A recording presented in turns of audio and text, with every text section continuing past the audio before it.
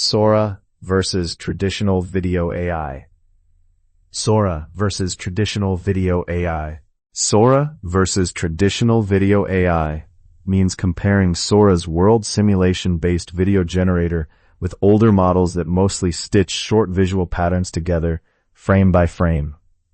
Think of Sora as learning how a 3D world works, then rendering a video from that internal world, while traditional models mainly learn how pixels change locally over a few frames.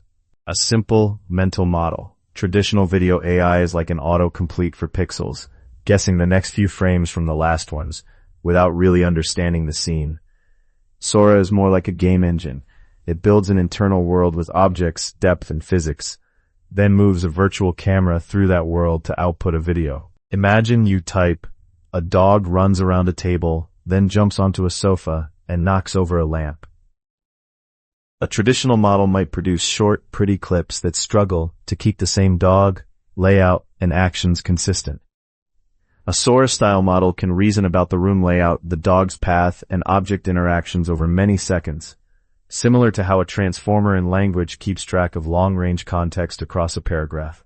This shift from pixel autocomplete to world simulation matters because it lets Sora maintain objects, physics, and story logic over much longer, more complex shots. That makes it better suited for applications like prototyping scenes, pre-visualizing ads, or generating training data than traditional clip-based models.